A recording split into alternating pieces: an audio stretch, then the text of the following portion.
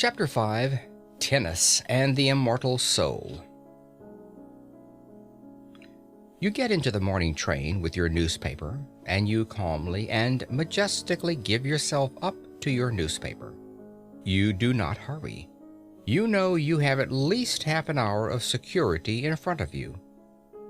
As your glance lingers idly on the advertisements of shipping and of songs on the outer pages, your air is the air of a leisured man, wealthy in time, of a man from some planet where there are 124 hours a day instead of 24. I am an impassioned reader of newspapers. I read 5 English and 2 French dailies, and the news agents alone know how many weeklies regularly. I'm obliged to mention this personal fact lest I should be accused of a prejudice against newspapers when I say that I object to the reading of newspapers in the morning train. Newspapers are produced with rapidity, to be read with rapidity. There is no place in my daily program for newspapers. I read them as I may in odd moments, but I do read them. The idea of devoting to them 30 or 40 consecutive minutes of wonderful solitude, for nowhere can one more perfectly immerse oneself in oneself than in a compartment full of silent, withdrawn, smoking males, is to me repugnant.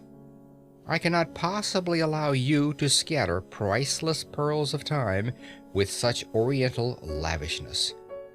You are not a Shah of time. Let me respectfully remind you that you have no more time than I have. No newspaper reading in trains. I have already put by about 3/4 of an hour for use. Now you reach your office, and I abandon you there till 6 o'clock.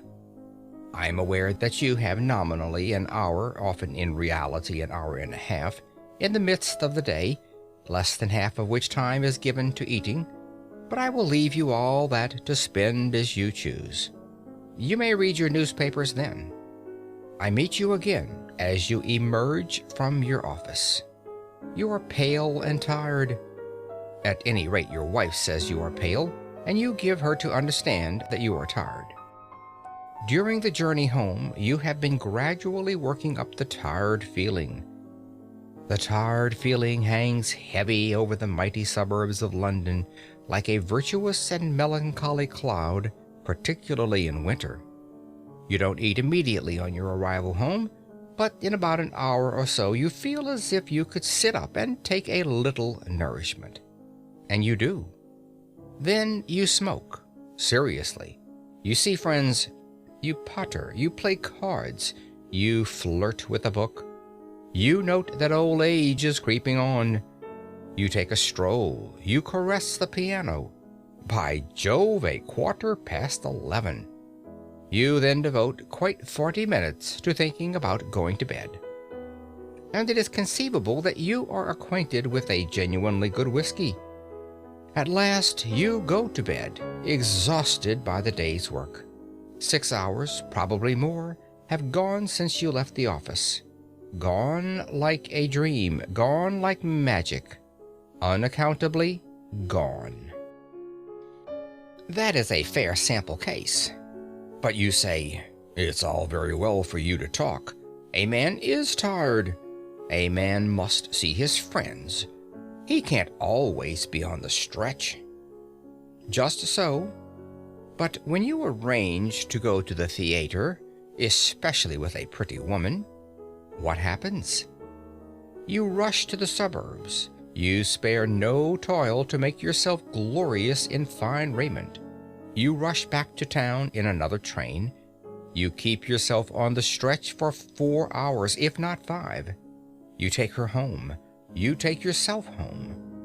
You don't spend 3/4 of an hour in thinking about going to bed. You go.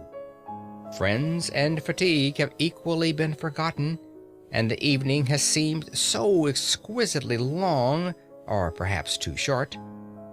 And do you remember that time when you were persuaded to sing in the chorus of the Amateur Operatic Society, and slaved 2 hours every other night for 3 months?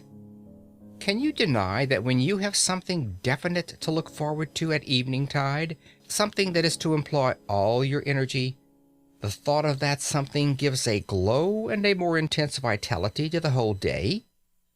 What I suggest is that at 6 o'clock, you look facts in the face and admit that you are not tired, because you are not, you know, and that you arrange your evening so that it is not cut in the middle by a meal. By so doing, you will have a clear expanse of at least 3 hours. I do not suggest that you should employ 3 hours every night of your life in using up your mental energy. But I do suggest that you might, for a commencement, employ an hour and a half every other evening in some important and consecutive cultivation of the mind. You will still be left with 3 evenings for friends, bridge, tennis, domestic scenes, odd reading, pipes, gardening, pottering, and prize competitions. You will still have the terrific wealth of 45 hours between 2 p.m. Saturday and 10 a.m. Monday. If you persevere, you will soon want to pass 4 evenings and perhaps 5 in some sustained endeavor to be genuinely alive. And you will fall out of that habit of muttering to yourself at 11:15 p.m., "Time to be thinking about going to bed." The man who begins to go to bed 40 minutes before he opens his bedroom door is bored. That is to say, he is not living. But remember, at the start, those 90 nocturnal minutes thrice a week must be the most important minutes in the 10,080. They must be sacred, quite as sacred as a dramatic rehearsal or a tennis match. Instead of saying, "Sorry I can't see you, old chap, but I have to run off to the tennis club," you must say, "But I have to work." This, I admit, is intensely difficult to say. Tennis is so much more urgent than the immortal soul. End of Chapter 5.